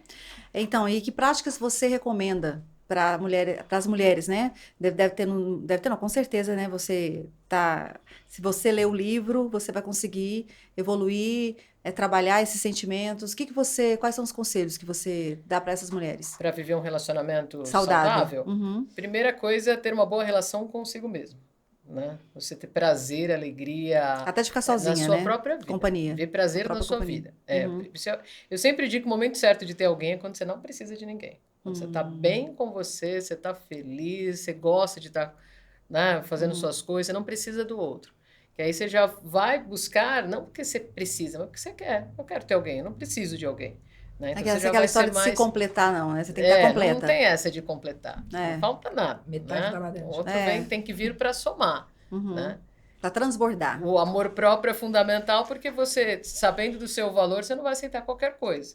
Então, a chance de você não entrar no relacionamento... E a forma da anticarência? Exatamente. Qual é a forma da anticarência? Na realidade, é o tripé, né? Porque a gente precisa trabalhar a nossa carência excessiva para não se perder numa relação, para não transferir para uma relação essas faltas que todo ser humano tem, né? Se você tiver regada de amor próprio, você não vai ficar onde tem migalhas, você sabe que você merece um banquete, né? E trabalhar a sua solitude, ter prazer com você mesmo, com a sua companhia.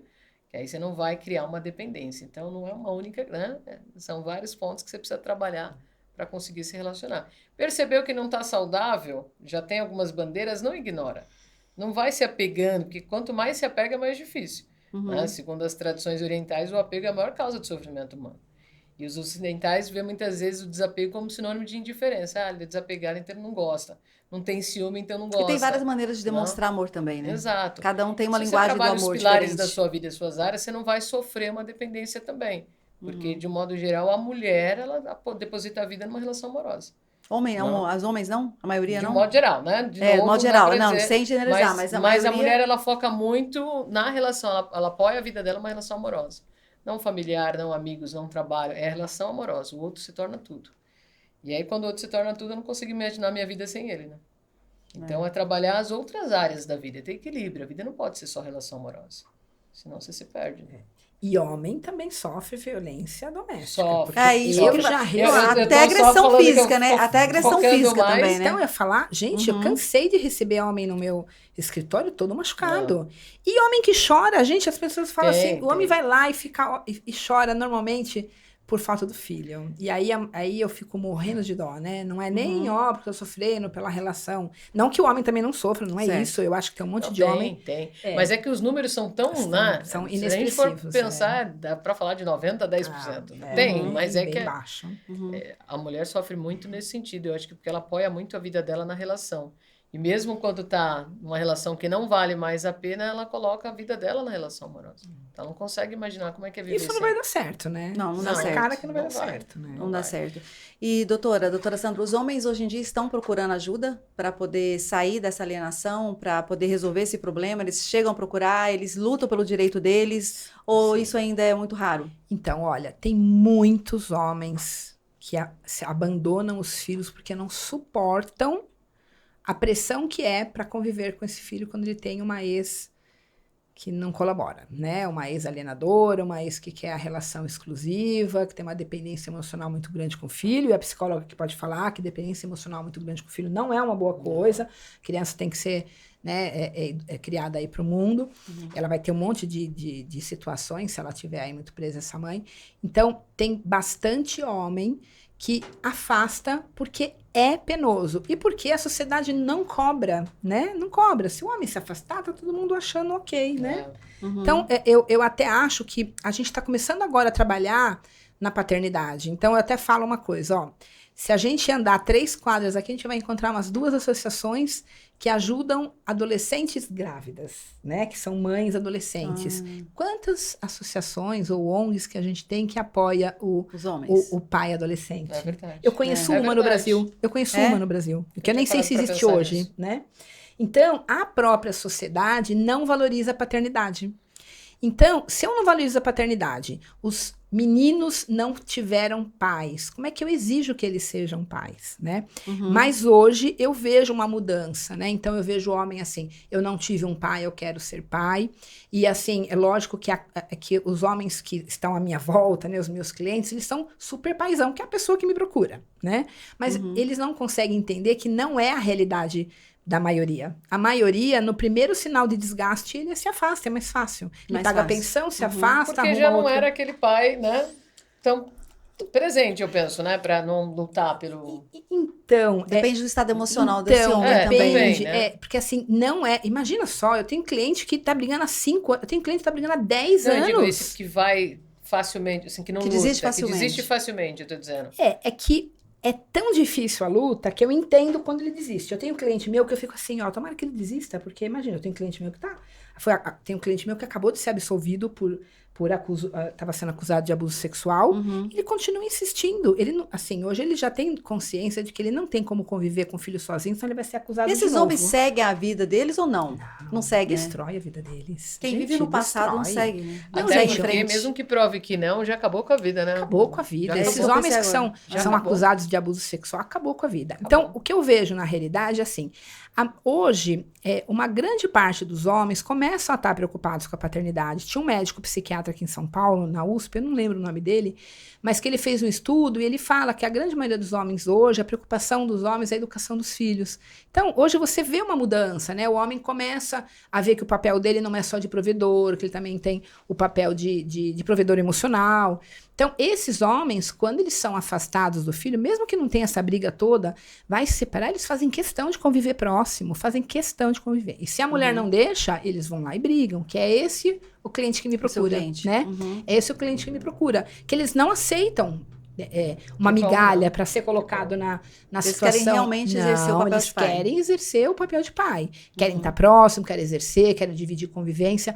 E vou te falar que é uma luta árdua, porque tem uma lei de alienação parental falando alienação parental, desculpa, de guarda compartilhada, falando que guarda compartilhada significa ter uma convivência equilibrada, a palavra é equilibrada, e o juiz acha que um pai que vai ficar com o filho, sei lá, segunda e terça, mãe quarta e quinta, eles dividirem finais de semanas alternados, não pode. Não pode porque é muito. É muito, isso daí não é bom para criança, porque a criança precisa ter uma base na casa. Ela não precisa ter uma base com pai e mãe. Você entende? A casa é mais importante do que pai e mãe. ter a rotininha da casa do que ter o convívio. Gente, eu falo assim, ó, Absurdo. se tivesse importância a rotininha da casa, então a gente tinha que tirar a mulher do mercado de trabalho e colocar ela dentro de casa para cuidar de filho. Porque a criança hoje, ela passa o dia inteiro na escola, depois ela vai para casa da avó, depois ela vai para casa dos pais. Exatamente. Né? Isso quando ela também não vai para um outro curso, a babá que pega e assim por diante, né? Então a criança não precisa ter um vínculo com casa, ela precisa ter um vínculo com pai e mãe. Exatamente. Então você imagina que as pessoas que me procuram é aquele pai que quer conviver e o juiz não deixa, né? Porque ele acha que se conviver nos finais de semana alternados e uma vez por semana, for metade da semana, por exemplo, metade de semana com um, metade de semana com outro, vai prejudicar a criança, né? Então, esse pai que vai ter que contratar advogado, contratar psicólogo, assistente técnico, brigar 2 anos com a mãe, você entende quando ele desiste? É que ele já lutou bastante também, né? Muitas barreiras na frente, né? Pra Sim, conseguir. muitas barreiras na frente. Então, infelizmente, o poder judiciário, ele vira as costas para esses pais. E o que eu falo é para mãe, larga a mão de ser tola. Separou, você tem que exigir que o pai venha cuidar metade do tempo, né? Se a gente parar pra pensar, você pega... Mas a maioria das mães querem a pensão, né?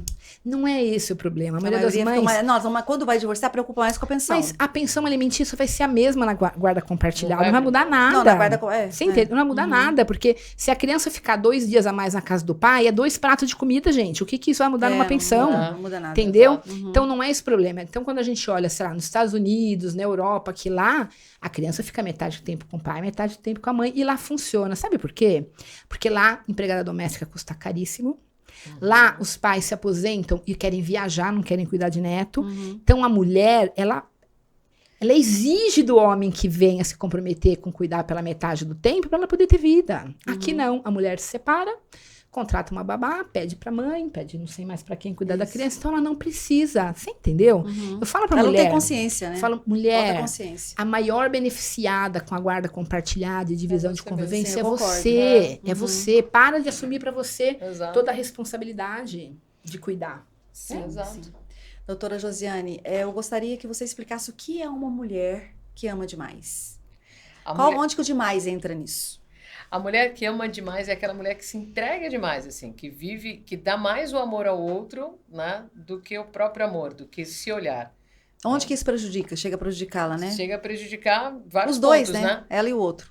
Porque muitas vezes ela se anula, ela deixa de existir, ela perde a sua personalidade, né? Sofre uma despersonalização. Porque Sua ela essência também, perde né? sua essência. Ela se torna aquilo, muitas vezes, que ela imagina que o outro quer que ela seja. Que nem sabe que o Você outro também quer. tem um livro. Quando vai esse sair eu vou esse lançar. livro? Esse vai lançar em quando? agosto. Mulheres que se entregam Quando? demais, em agosto. 10 de agosto. 10 de agosto. É. Eu já quero o meu. Mas vai ter.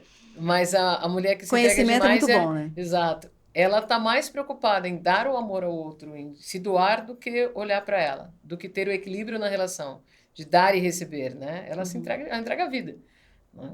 Ela muitas vezes ela se anula ali para viver em função do outro.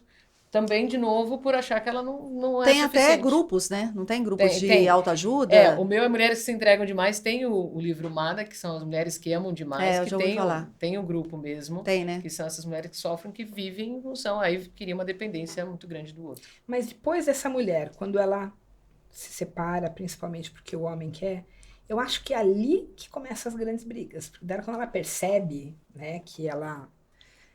Chega a ser um transtorno, né? Não é mais ou menos por esse caminho? Chega a ser um transtorno? Quando o cara separa? Sim, porque daí o ódio, essa mulher se cega de ódio, né? Porque daí ela fala, agora não tem mais vida. Porque a vida dela era o parceiro. Assim, e aí, ela se entregou tanto que ela se esvaziou. Ela não sabe nem o que fazer depois que acaba aquela relação. Ela não sabe nem mais quem ela é. Não, ela fica presa nesse homem no litígio. Fica presa. Também, né? Fica, né? As pessoas, tanto o homem como a mulher, quando a gente vê aquelas brigas que demoram anos, é manter o vínculo através da briga. Não é mais pelo amor, agora é pela dor. Mas é porque ela ficou tão na relação pro outro, ela esqueceu dela, se abandonou, parou de trabalhar muitas vezes, de estudar, de cuidar da própria vida. A vida era um Mas parceiro. É uma característica já dela, ou, na sua opinião, o outro causou isso nela? Não, muitas vezes As ela já tem. experiências dela. Muitas vezes ela já tem uma carência. Chega a ser um transtorno ou não? Não é um transtorno. Ela tem uma carência, uma história de vida ali, provavelmente faltou amor, proteção, até alguma carência primária. Certo. A maioria das vezes. Ela tenta suprir na relação. Então, quando o outro dá um pouquinho, ela nunca teve nada. Vez que ela foi abandonada, foi rejeitada, nunca teve nada. E esse outro dá um pouquinho, pra ela é tudo. né? Então ela se apoia nisso, ela precisa daquele outro. Ela E faz- esse outro vai lá e termina, não quero mais a relação, a vida dela acabou. Porque às vezes o outro é fuga também, né? Eu não quero encarar a minha vida, né? As minhas dores, né? As minhas tristezas, eu não quero encarar nada. Não vive a vida Né? dela, vive a vida do Vive outro, a vida né? do outro. Parou a vida, estacionou, né? E viveu para o outro. Então, quando termina, ela não consegue imaginar agora por onde quem eu sou. Às vezes, o que ela pensa, o que ela faz, o que ela veste é Tudo em tudo uma função extensão do do outro. outro. Ela é um anexo da outra pessoa, é uma marionete. Né? Ela é uma extensão Chega a ser um daquele- espelhamento. É, É um espelhamento. ela é uma extensão do desejo do outro. Né? Ela não existe. Né? O Walter Rizzo, que é um psicólogo que eu gosto muito, tem bastante livros dele também que ele fala sobre isso, ele fala que depender da pessoa que se ama é uma maneira de se enterrar em vida. Pesado. Mas você consegue enxergar que é essa pessoa que amou demais, se entregou demais, que é essa pessoa que depois tem aqueles litígios horrorosos porque ela não quer largar? Não quer, não É quer. o que eu acho, assim, né? Mas aí elas têm que se agarrar a alguma coisa para permanecer com esse vínculo, né? Sim. E aí ela vai na briga. Vai na briga. Até uma cobrança, Vai na né? briga. É uma cobrança né, inconsciente, às vezes, né? Eu dei tanto pra você, eu fiz tanto pra você, a minha vida é sua, Não, eu e dediquei elas a questionam você. muito assim, onde que eu erro? Eu faço tudo pro outro, eu não sei onde eu tô errando. Mas o outro não quer que faça tudo, né? Que é a questão. Você tá errando de fazer tudo para quem não faz nada. Perde até a admiração, né? Perde. Perde a admiração. Perde. Como é que você vai admirar um ser que não existe, né? Uma extensão do outro? Não tem. Mas na hora do Não início tem da relação não é assim, né? É que porque- na hora do início, acho que a mulher tá. Os dois estão ali envolvidos, né? Tem a paixão que dura no máximo. Tem gente que fala que dura 1 ano e meio. Eu acho que uma paixão dura até no máximo 1 ano. É diferente, mas quando essa paixão vai embora, você começa a enxergar quem de fato o outro é. Às vezes tem chulé e você nem sente, né? Você tá apaixonado, você tem uma percepção só seletiva, só das coisas que você gosta no outro, né? E muitas vezes o homem depois ele volta pro trabalho, foca em outra. E a mulher fica ali na relação. Você vê que tem mulheres que ficam o dia inteiro nas redes sociais vendo se curtiu uma foto, se tá seguindo quem, por que tá seguindo. Ela parou a vida. E aí fica difícil, né? vira uma doença, né? Vira uma doença, Aí é vira- doentio. Tô falando nesse sentido, é doentio. Nesse sentido que aí vai de uma relação de amor para uma relação de dependência. E a dependência é isso, eu não consigo imaginar sem o outro, né? Eu preciso do outro. Dá para comparar uma dependência afetiva até uma dependência química. Você não, é um vício do outro, você não consegue imaginar a sua vida sem aquele outro. Nada saudável. E aí, quando o outro sai, você imagina só, Nossa. a Terceira Guerra Mundial tá anunciada. Não, e a gente pode até pensar em casos que chega ao suicídio, né? A pessoa Ah, sim. acontece também. Com certeza. Com certeza. Já tive 2 casos em Os que eu homens já são ao evitei o contrário, né? suicídio. De Os que homens já querem matar, né? A Ah, mulher, quando eles não aceitam o fim. E a Eu mulher. já tive casos próximos, assim, que a pessoa tentou tirar a vida porque o parceiro terminou. E eu percebi pela mensagem que ia fazer e cheguei a tempo de levar para o hospital, fazer lavagem, que já tinha tomado um monte de remédio para tirar a vida. Que triste, né? Ah. A E pessoa quando eu resume- cheguei lá, a pessoa né, disse para mim, por que você não deixou eu morrer? Eu não queria que você me salvasse. A pessoa A pessoa resume tá tão ali. que a vida dela é o É o outro, né? outro. É o outro. Que triste, né? A vida é o É, aí entra quando a pessoa não pensa nem no filho, né? Não, Tem não gente. pensa. Não Não pensa nem pensa. se vai deixar uma criança. Nada. Igual aquela família que o cara matou todo mundo, né? Eu esqueci qual cidade foi, mas pessoas de bens, pessoas ricas, né? Não. Ele matou a mulher, a criança e depois se matou. Se matou. Então, assim. Não, não pensa. Gente, há pouco tempo atrás, teve na internet um vídeo de uma mulher que ela falava assim pra criança: filhinha, fala tchau pro papai, fala assim, tchau papai, agora eu vou morrer. E ela tacou o carro dela debaixo de um caminhão.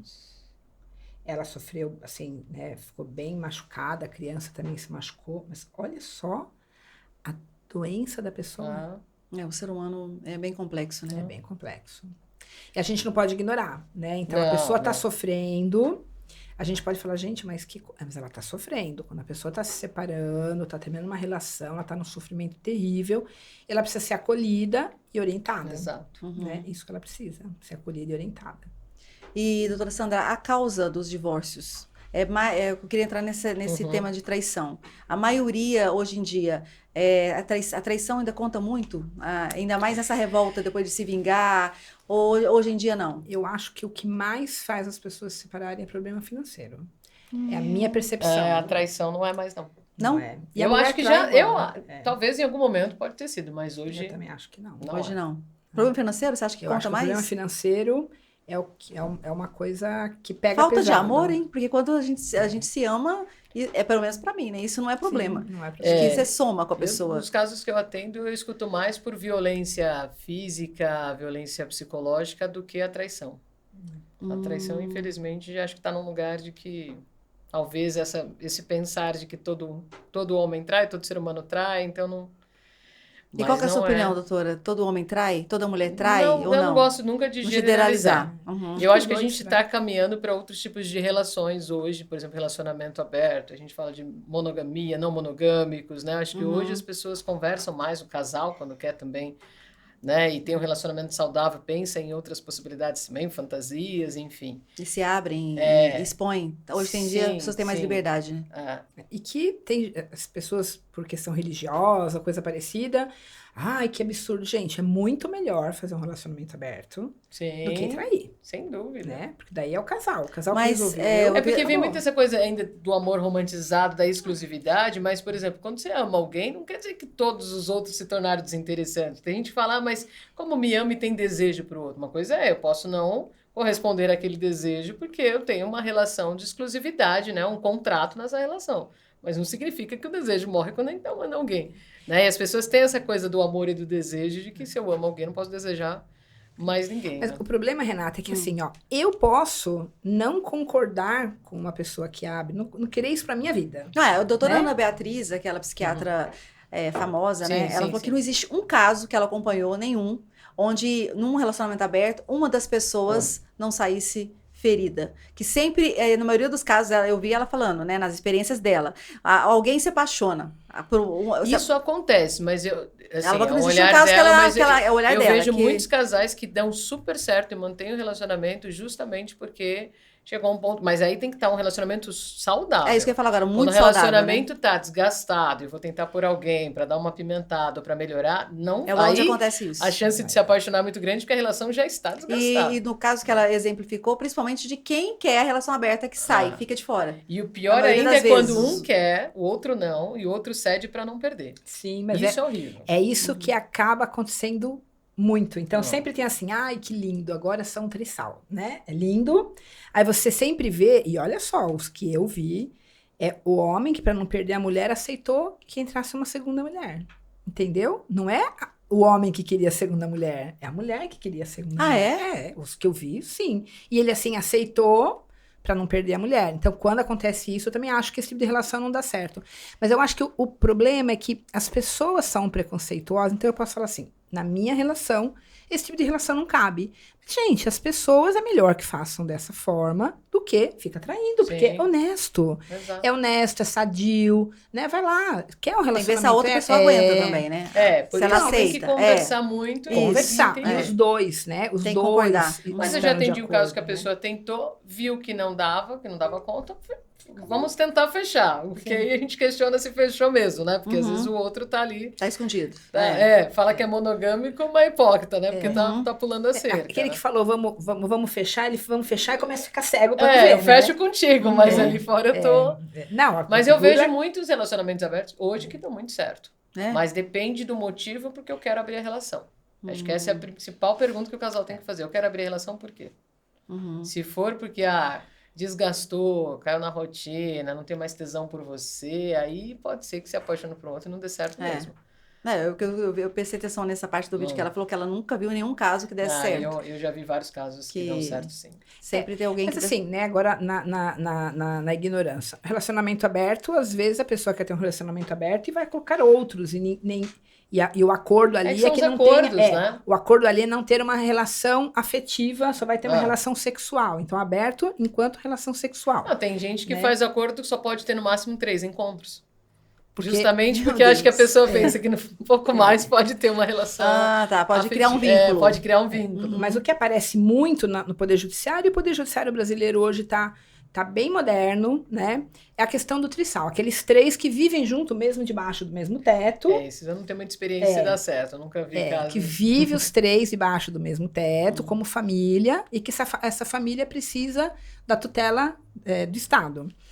Eu, Sandra, particularmente, acho que eu tinha que ter uma intervenção mínima do Estado na minha vida. Mas já que as pessoas querem, quer dizer, vive no Trisal e faz lá questão de ter intervenção estatal, né? Eu acho que tinha que ter regras quando esse relacionamento não dá certo. Entre duas pessoas é difícil, Mas, imagina em três. Essa relação de Trisal, eu já vi alguns que chegaram até o meu escritório. E eu também sou da opinião da doutora Beatriz. Isto eu nunca vi dar certo. Porque, assim, tinha que os três se apaixonar. Mas é Grisal, né?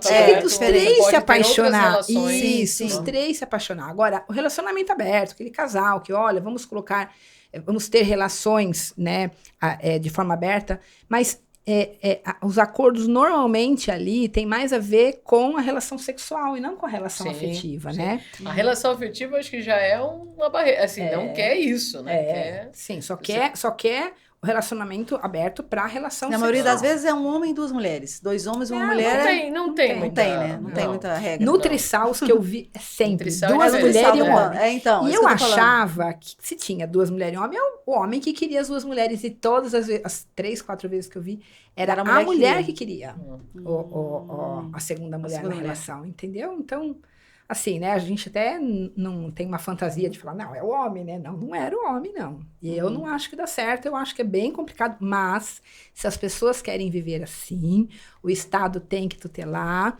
Quem sou eu, quem é você, quem somos nós para falar se aquilo é certo ou não. Isso, ela não é certo para minha vida, mas... Exato.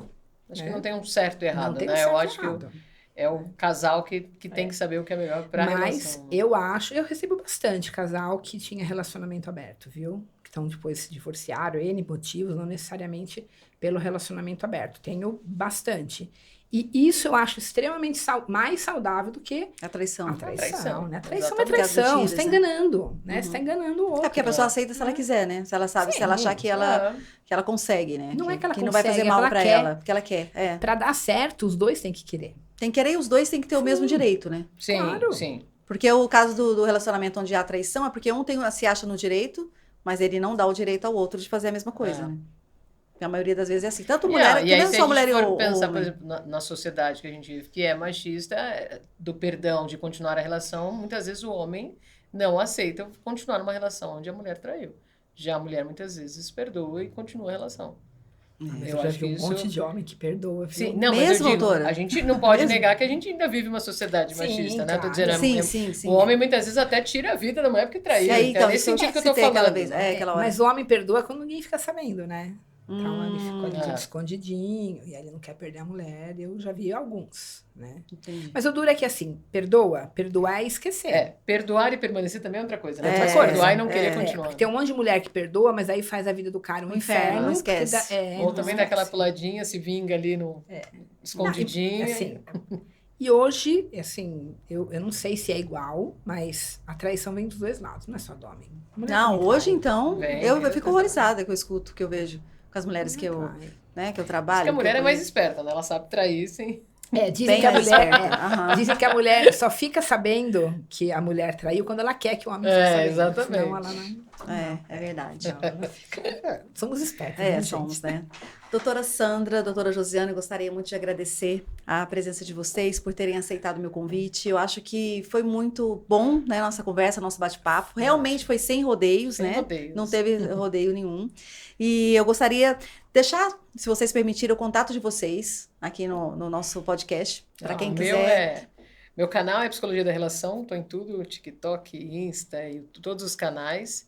Né, os livros e sempre falando... Acho muito importante, né? Eu gosto acho que é utilidade pública. Sim, eu acho. Sem dúvida. O trabalho de vocês, a missão de vocês é muito bonita. Então, acho que é muito útil, né? É lindo, é uma missão, realmente. É ajudar as pessoas, né, a serem um pouquinho mais felizes, né? Claro.